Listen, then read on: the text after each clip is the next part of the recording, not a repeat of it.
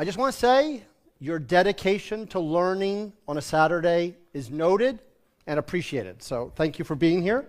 Where we're going now, of course, is hugely important, which is we want to focus a little bit on big tech. And clearly, as we've heard throughout the day, big tech plays a hugely important role in the emergence of this ecosystem and this big digital trend. And really, one of the early movers in the tech sphere was IBM with Watson. I think they launched the brand around 2011. And so to hear from that and what's happening with Watson these days, we have Jean-Philippe Desbiolles, Vice President, Watson Cognitive Transformation at the IBM Watson Group. Jean-Philippe, all yours. Hello. Bravo. Hi, everybody. Thanks a lot for the invitation. You have my respect because after this day, I don't know how you can still be alive. But anyway, I will try to be as clear as I can at this end of Saturday. Okay, let's go. Right. Start. Could you have please the button just to switch the slides? Super, thank you. So point number one, I think that we are all aligned on the fact that with AI, we are facing something which is not a buzzword, which is not conjunctural. It's something which is highly transformational, and it's a long cycle in front of us. The good news is we are just at the beginning of the journey. You know that in the US, they classified everything, and they have something which is called generic purpose technology. You heard about that, generic purpose technology? The criteria to be part of this category, of this classification, is just you have something in hands which will change everything. This is the criteria to be part of this classification. In this classification, you had and you have steam, electricity, internet, and AI. So I think that we all know that we are facing something which is just will change everything around us. Point number two, if you ask me now, what is AI? You have as many definitions as people, and you will get my definition today, one more. And in fact, it's not mine. It's something which is coming from the magazine Wired that I love. And this magazine, many years ago, it was 5 to 6 years, when I was in the US at this period of time, said, this is the end of code. And in my view, this is one of the best executive summaries that I have never seen, because if you understand what the end of code means, you understand that we are coming from a programming world and we are going to a learning one. I can stop my presentation right now. I will not do it, because I will create a lot of frustration, except for you, because you like timekeeper. But at the end of the day, I think this is just the reality. The programming world was very deterministic. It was rules-based, so very predictable. We are going in a world where we will have to teach machine to do something. And if you think about what does it mean to teach a machine to do something, you realize that you are working on 3 dimensions. You are transferring, first thing, knowledge. This is what you have in your brain. You are transferring the expertise. It is what you do with your brain. And you are transferring, on a certain extent, yourself, your personality, your emotion, your empathy to the machine. So we are facing something which is really a transfer between human being and machine, and hopefully it will be true also in the reverse, between machine and human beings. Now, if you be able to ask a question, you will meet Jean-Philippe, okay, you understand, at least we understand what you think about the context, okay? We understand about the definition, okay? Maybe you're not okay, but at least you have my definition. But now the question is, what is the scope and the landscape of AI? On this point, since I am back to France, and specifically in France, I heard all the time about data scientists, algorithm, statistics, mathematics. Okay, I am fed up with all of this. Maybe it's not the right people to talk to, I don't know. Don't send the stone right now, let's wait 15 minutes more. But I am very fed up with this, because I really think that if we continue like this, we will just miss the point. Yes, we have mathematics in AI, yes, we have algorithms, okay, we understood that. But it is about cognitive science. It is about a landscape where you need much more diversity than it is only with mathematics. So if you don't hire the right talents about linguists, about psychologists, you will miss completely the point of AI. Completely, you will continue to do analytics. I was leader for IBM advanced analytics in Asia during 3 years. Okay, we do models since now 40 years. We have not waited AI to do mathematical model. So my point is, this is the landscape: language, NLP, NLU, NLG. understanding, processing, and generation, natural language. We have voice. You talk about SNPs just a few minutes ago. We have vision, visual recognition. We have knowledge management. We have high-level reasoning. We have empathy. All these kind of items, there are 6 items. If you want to cover these 6 items, you need to have the right profile to work with in order to make sure you build some use case which will really leverage AI and not only do better algorithms in the advanced analytics, predictive or prescriptive. This is my strong belief since now 10 years that I am practicing AI all over the world. Next. Now, we talk a lot about AI. The event is dedicated to AI, but I think we need to see beyond AI. AI is transforming the world because it's part of an ecosystem which is interacting on a very high density between 3 things. Point number 1 is all about cognitive platform and data. And I put all this world in the same world, even if in this world we have many different things. I will not have no time to deep dive today. You have the world of the cloud. It can be private, it can be public, it can be hybrid, it can be on-premise, whatever. You have the cloud, which is necessary to scale AI. And you have the third world around IoT. I could even now add blockchain. All of these are now converging. All of these are now converging. In my team in France, I have a team of 600 guys, more or less, which are covering these 5 or 6 items right now.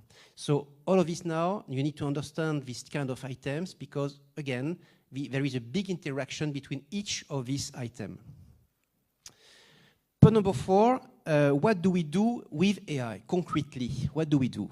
What are the business domains where we are now leveraging AI and scaling AI? 3 domains. Point number 1, customer experience, UI, UX. My conviction is we will have to redesign everything we did in the last 30 years. Everything. Voilà. This is the good news. A lot of work for us collectively.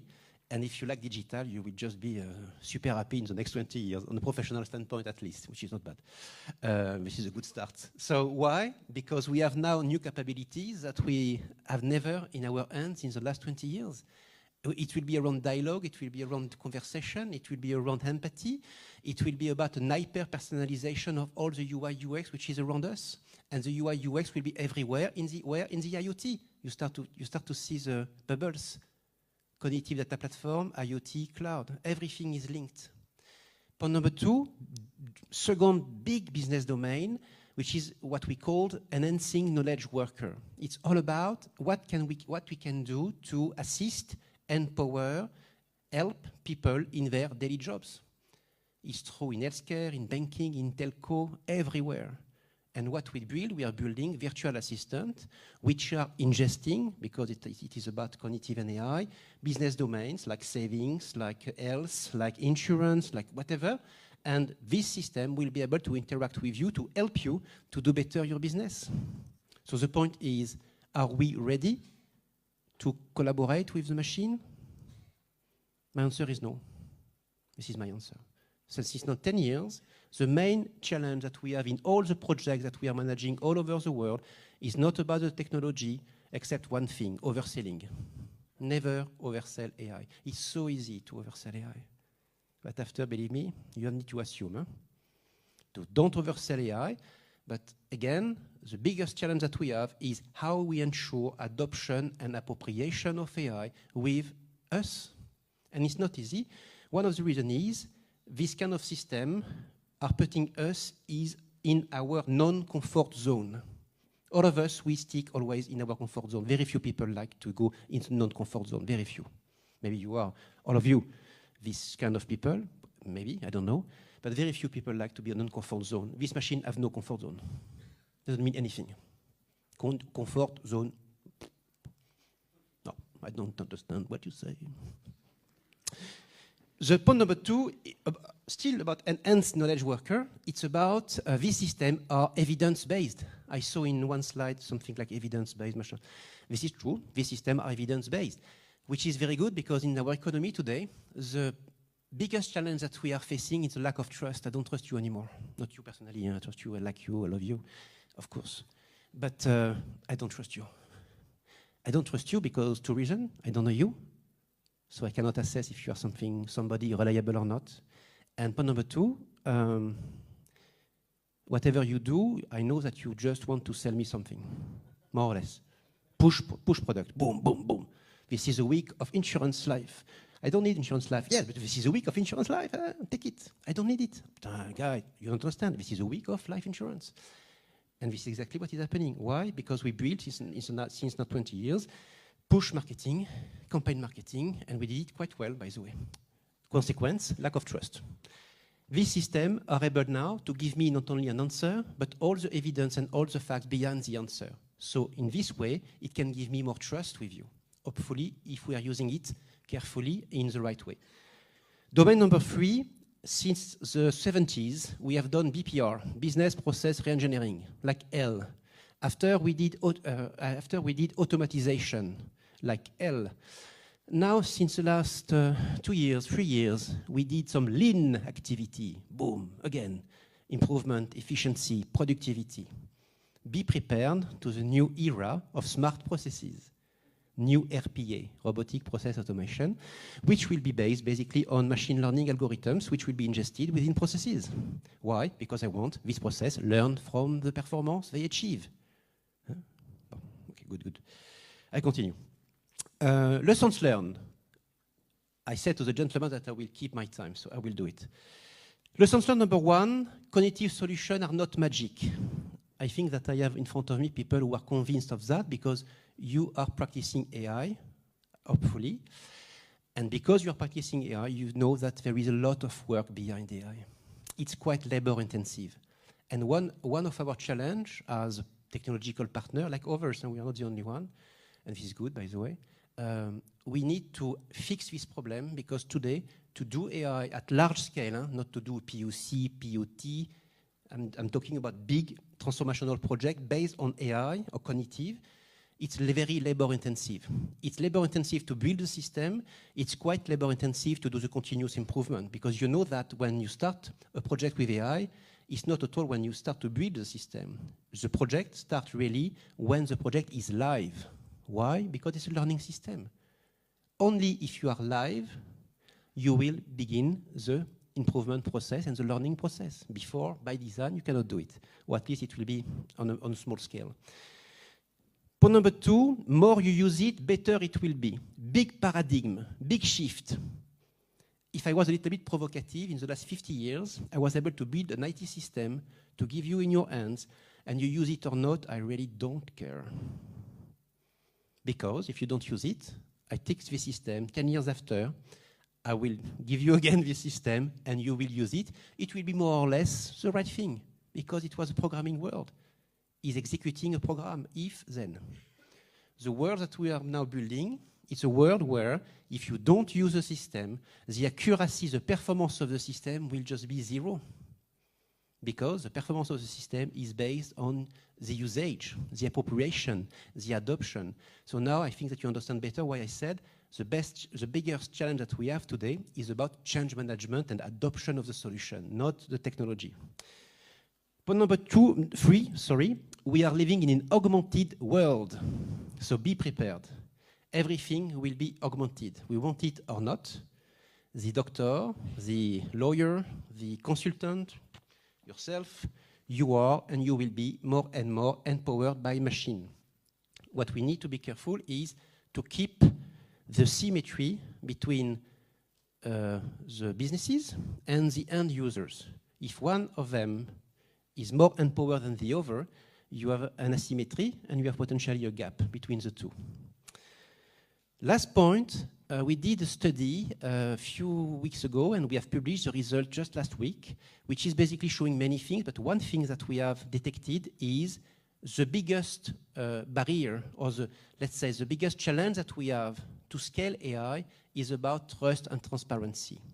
We will never really scale at worldwide level AI if we don't fix the trust and transparency issue. And this is quite a fair statement. And in order to do so, easy to say, not easy to address the point, we are trying to build things which are now able in real time to identify if you have some biases in what we do in some use cases. And we can now try to start to detect these biases in real time, to detect them, to qualify them, and to identify the sources of this problem, and potentially to mitigate them. And this is the first time that we are now able to do it. Last thing, before to close my small discussion with you, you know, many people are talking about the black box of AI. Since I am back to France, at the beginning of the story, I was trying to answer politely, because I'm a polite man, hopefully. But after, at the end of the day, 10 times, 20 times, 100 times, what is a black box? I start to be fed up with the same question. Huh? So I said one day, I said, you know what? You know who is the biggest black box now here in this room? It's you and me. Because I'm a human being, I'm not an avatar, not yet. And they said, why do you say that? Because you don't know what I am really thinking right now about you. And I will never know what you are thinking about me right now, and I will never know. And why? Because there is conscious, unconscious, and I will never know. So the biggest black box in this earth is human being. And I said, it's a paradox, but I really think this is a real paradox. This is my view. Maybe I have some bias because I work for IBM. I think that the machine has less some bias, meaning the machine will be evidence-based. It will give you an answer, give you all the facts and evidences behind the answer, and you will be able to assess if you agree, you disagree, you like it, you don't like it. So this kind of machine can help us to avoid this kind, potentially, of human behavior. At least this is my view. I let you that as a food for thought. Maybe you don't share this perspective, but this is really my perspective at this stage. The last point that I would like to add is I think that this is, you know, we had the same dynamic 20 years ago with internet. I was also in my time e-business leader. And I saw more or less what is happening right now with AI. A lot of enthusiasm, a lot of creation of startups, a lot of creativity, a lot and so on. And it will continue. Let's see if things will go in this way, and this is as we had with internet. But we have a fantastic opportunity because all stars are now aligned around this topic.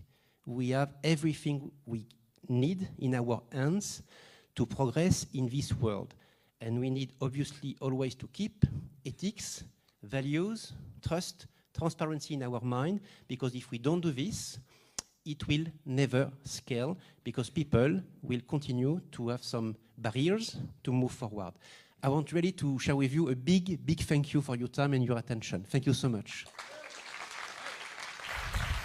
Do you want to take a quick question? Do you want to take questions from the audience? Of course. All right, let's see what we got. Any questions for Watson? No, for Jean-Philippe. It was super clear. Huh? It was so clear. All right. Dun, dun. Yeah. One. Get the mic to the gentleman right there.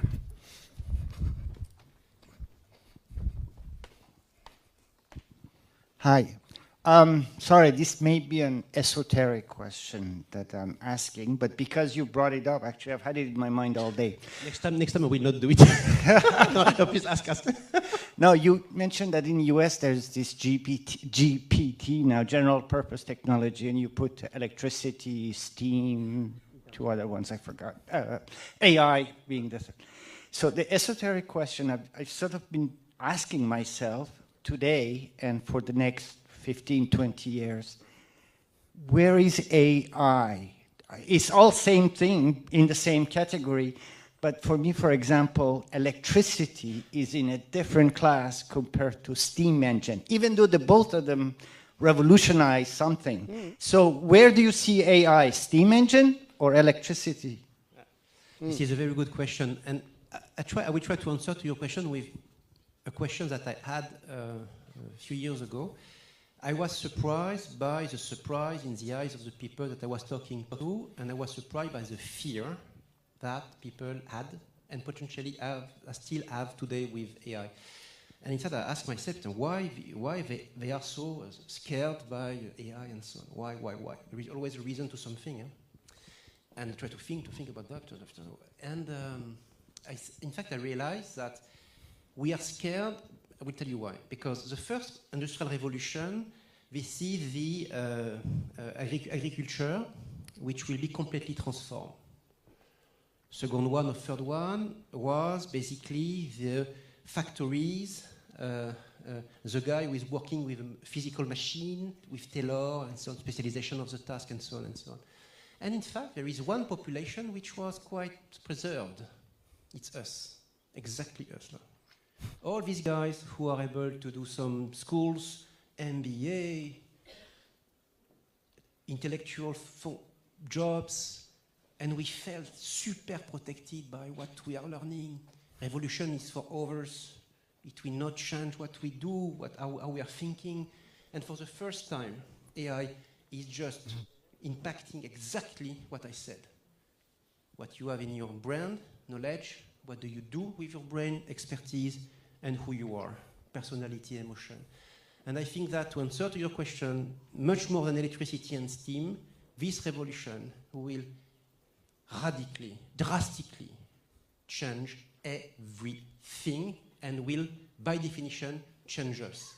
My view is it has to be, and it will be, a positive transformation if we are